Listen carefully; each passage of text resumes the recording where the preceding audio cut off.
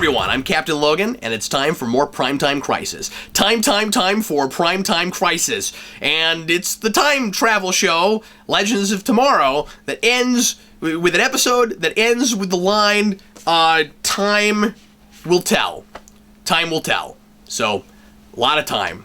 We've got lots of time, so we'll just take our time. Did Captain Logan like this episode? Time will tell on Primetime Crisis. Should we get started? Is it time? Let's get started.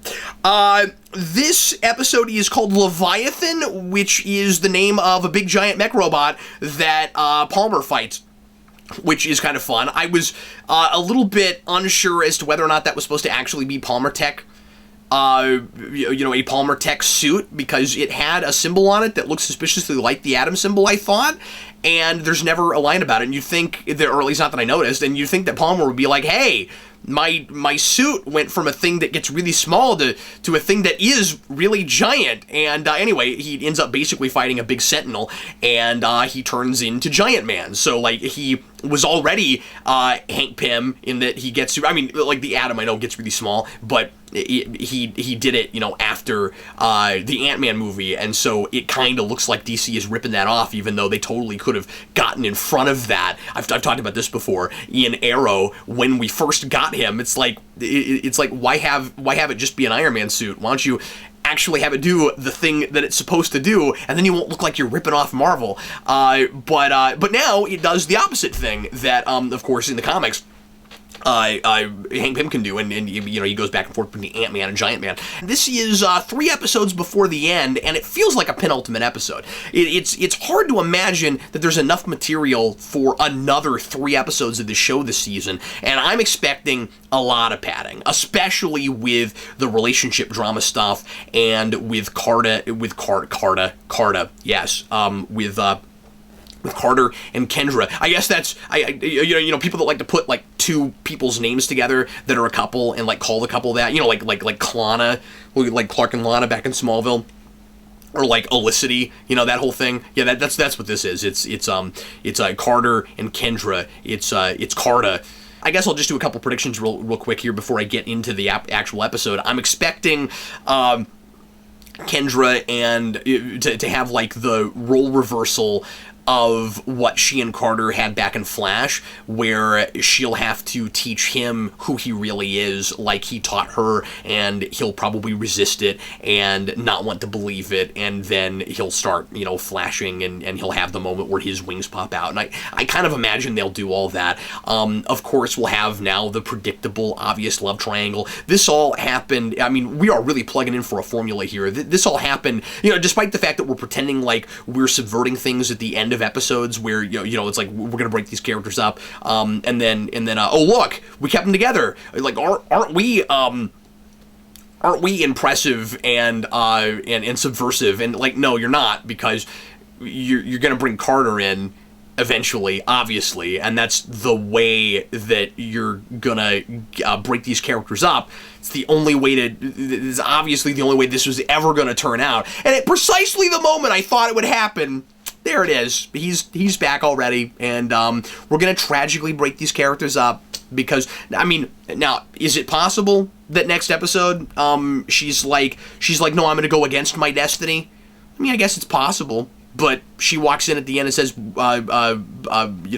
Palmer, Ray, we need to talk, and so it'd be cool if that's not where it went. That's probably where it's going to go. And I also imagine there'll be some kind of, I don't know if I should say Hannibal Lecter stuff, but I'm sure we'll have Savage, in the brig for at least a full episode or close to a full episode, with people walking in and talking to him and him taunting them and stuff. I'm sure we'll do that whole thing. But anyway, well, let's go through some notes, shall we? First of all, despite the fact that I'm, as always, making fun of the show and not taking it wholly seriously, this is one of, if not the best episode of the season so far, which is not saying a whole lot, but I thought it was kind of fun. But I especially liked the the Kendra versus Savage stuff at the end. I thought that was quite thrilling, actually.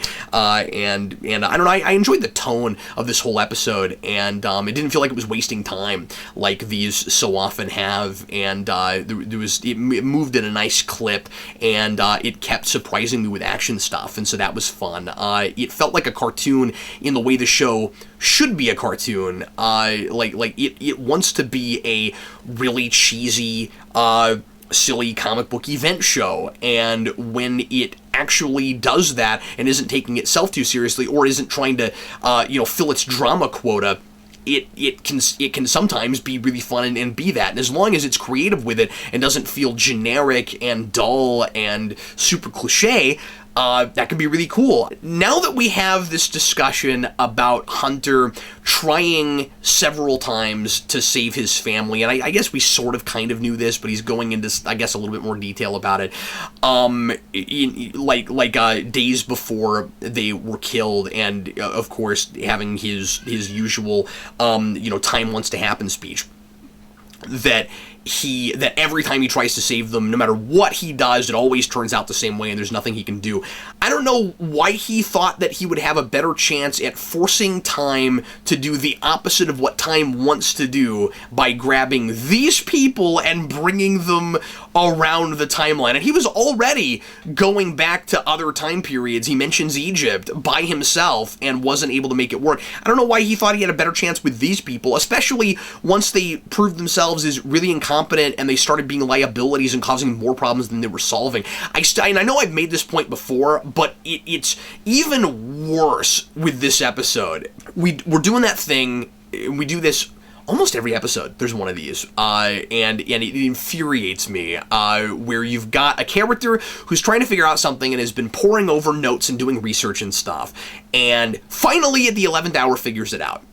And the way they figure it out is not through any sort of ingenuity or cleverness or anything that reveals anything about them, comes from a character place, leads them is part of their growing in some sort of a character. Nothing like that. It's always just the script hands it to them because we've got to get to the next plot point, but we're trying to make it look like there is internal and external conflict for that character. And in this particular case, it's Kendra, and Hunter asks her to go back through Carter's notes and figure out how to beat Savage. And she's like, I've been through everything a bazillion times, I'm not going to come up with anything. And I immediately, of course, and anybody else watching, I'm not special, anybody watching immediately is like, okay, so she's going to go back through the thing and she's going to see the one thing that she never saw before. It's even worse than that.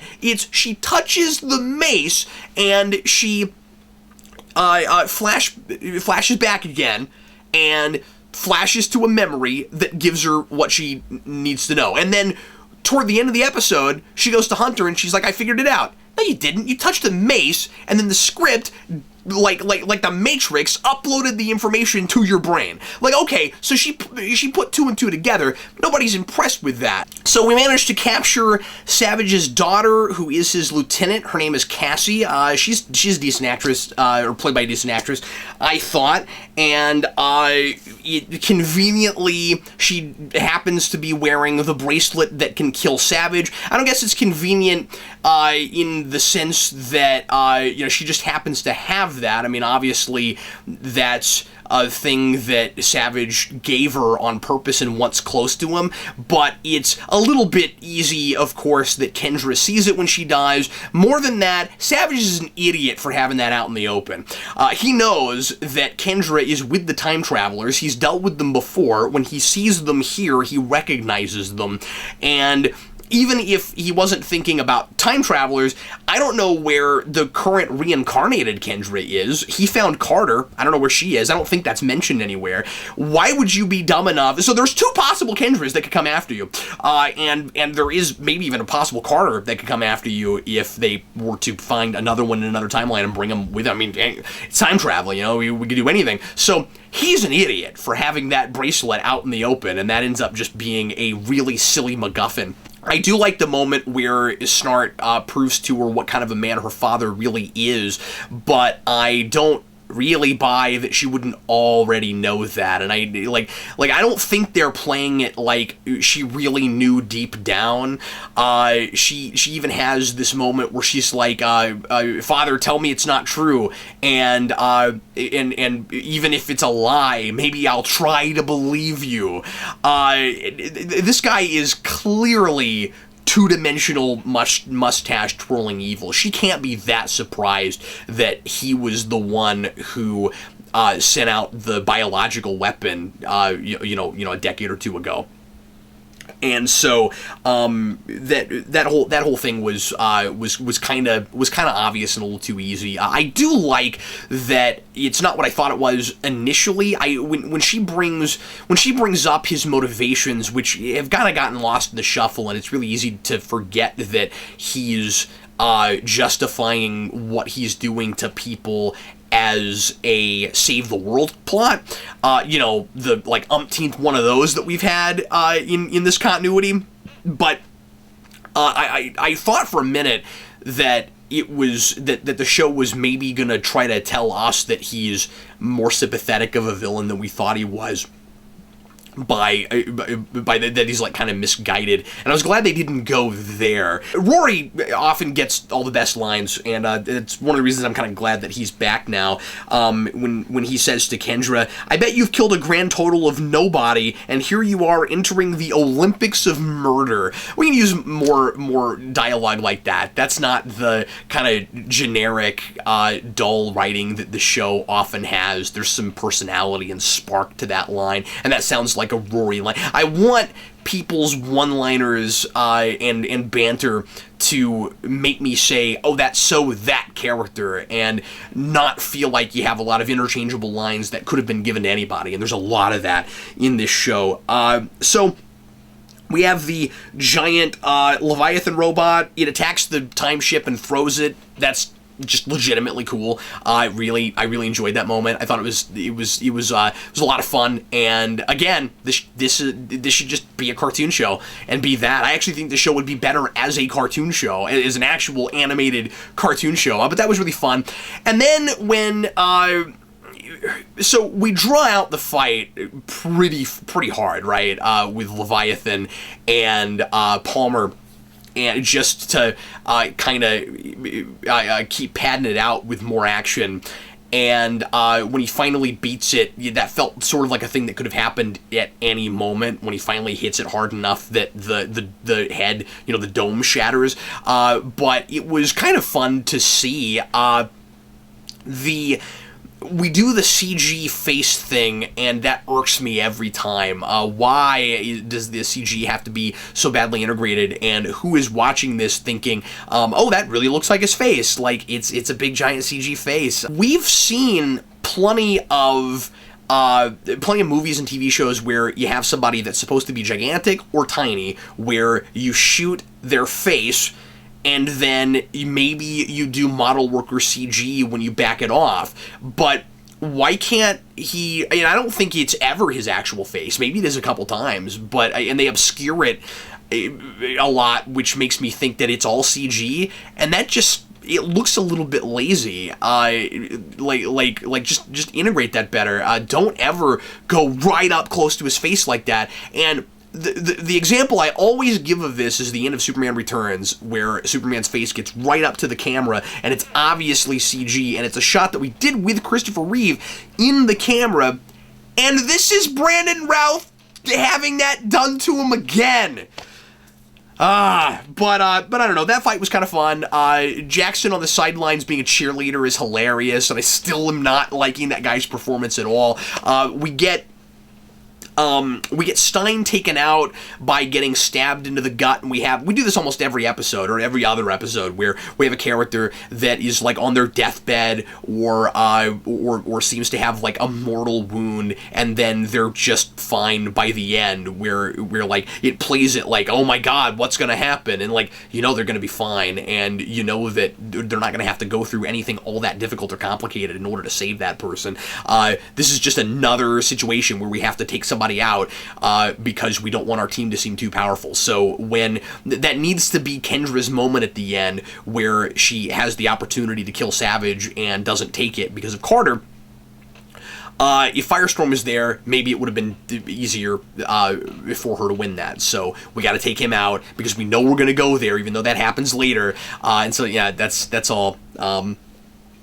It's all pretty contrived. So at the end, Kendra has to decide between saving her family, who is Carter, and saving Hunter's family, who are still not dead yet, but are going to die if apparently we keep claiming if we don't kill Savage. And so I really liked that, and I don't know what we'll do next episode, but I really liked that when they get back to the ship, the very next thing that doesn't happen is Hunter laying into Kendra for sparing Savage. I'm really glad that didn't happen. I hope that he is sympathetic toward that and understands why she felt the need to do that. On the other hand, I'm not 100% sure that I understand it. Maybe I just don't get the mythology. So this is a question I'm asking you. Does the reincarnation not happen if Savage isn't the person that causes the death of one of the Hawks? So if Carter were to just die of a natural death or die of a disease or be killed by someone else, would he still come back to life? If the answer is yes, then depending on your morality on killing someone in order to preserve the world in the future and whatever, then yeah, she should have gone ahead and killed him because Carter's gonna come back at least in the next life, and Hunter's family doesn't have that luxury. So I question that a little bit, but if the idea is that if he doesn't actually get killed by Savage, he doesn't come back, then I can kind of understand that. But all this talk about destiny and fate and stuff is really silly and makes me like these characters less because it just makes them seem less like real people and more like mouthpieces for really generic ideas. So you've got Hunter throughout this saying that he believes in fate, and this is one of those characters that sometimes I feel like I kind of get him, and sometimes he seems to change episode to episode. Really? You believe in fate? You believe in destiny? You're a guy who is trying to change the timeline to save your family, and you believe in destiny. That is loopy destiny. What you're basically saying is that the timeline that time intends for your destiny, intends for it to happen the way it's going to happen, and then for you to then go back and change it. So, like, it was always meant to be a certain way, but not before the timeline got to a place first, and then accounted for your time traveling back and saving your family. Like that. Like, if it is fate for your family to survive, that's how time intended it. Now, I get that the idea is that he's kind of going against the grain, and that he always believed in fate, and he doesn't think that he can change anything, but he has to try. I get that, but just like with last episode, with his whole maybe time wanted with Jackson, maybe time wanted you to get back together with your father, which was absolutely ludicrous. This is pretty much just as ludicrous when we get to the end of this, and he says that maybe he doesn't believe in destiny anymore, and I just think it's silly because I don't know what exactly has changed. Like, it's always about whatever he wants, right? Where it's like I'm choosing now to go with Ray Palmer's, and I like Ray. And I like what he says about this. He says I believe in choice, and I don't really buy fate, and this is a timeline that can be changed. So he seems to kind of be right about that, at least as far as the timeline is concerned, as far as how the time travel works in this show, as far as it does, and by the end of this, he's like. When he's talking to Savage, he's basically saying, I guess I don't believe in fate anymore because I actually captured Savage. But the thing is, everything is still pointing to the destiny you thought you were was gonna happen, that you couldn't stop, because the universe threw a monkey wrench in your plan by having Carter there, and that's the reason that Savage isn't dead now. Like, if Carter wasn't there, Savage would be dead, game over, and the season is over 3 episodes early, and actually precisely with the episode that I thought it was going to end on initially, because I thought it only got a 13 episode order. So I think that's really goofy that he says that, and I don't even remotely buy it. Carter is real convenient that he shows up there. I mean, I get that he's kind of potentially an ace in the hole for Savage, and that's fine, but his helmet just happens to get taken off in the moment, and he happens to be one of the soldiers that's there. Perhaps Savage made sure that he was there, but he couldn't have predicted exactly when his helmet came off, and she could have killed Savage before she ever saw Carter. So that's pretty convenient. But we're supposed to chalk it up to time wants to happen.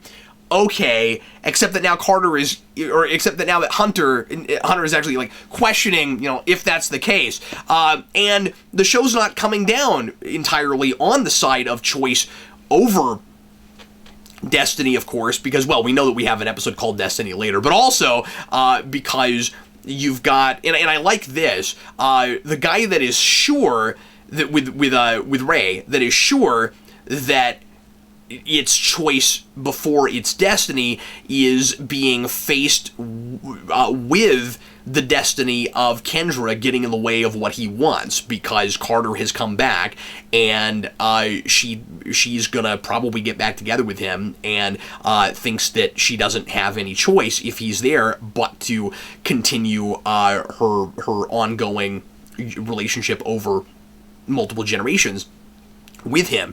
So he says, we have the choice, we have the power of choice, we can do whatever we want to, but then Kendra, the person that he wants to be with, is directly pushing against that idea, and that's, I mean, I don't think it will be really interesting in this show, but it's thinking a little bit, at least with that idea, I guess. I mean, I still think they're getting together in the first place was pretty manufactured, so it's not doing anything for me, but there's something there, at least there's some idea, idea and thematic stuff, here someplace. And then I also like the idea of Palmer getting huge when he does. Because if you look at his suit as a metaphor for his insecurity, his getting tiny is reflective of the fact that he feels small, and just as he's starting to really feel significant, and he's being told by everyone that he's a hero, and he really is a hero, and he's very much kind of the Superman of the show, which is appropriate with the casting choice. He gets big, and he gets to feel big, and it's not that he has a big head, it's that he has a big heart, and I like that, as a metaphor. This, like I said, this was a more enjoyable episode. I rolled my eyes less than I have in a while, so that's good. It's still a lot of really hackneyed writing. Dialogue's better, for the most part. Still a lot of hackneyed writing, still a lot of really contrived stuff. But all in all, I enjoyed it. I didn't want to turn it off, so so that's good. Anyway, everybody, thanks as always for watching. Hope you enjoyed it, and I will see you again next week for our, I guess, third to last episode of Legends of Tomorrow this season. Thanks for watching.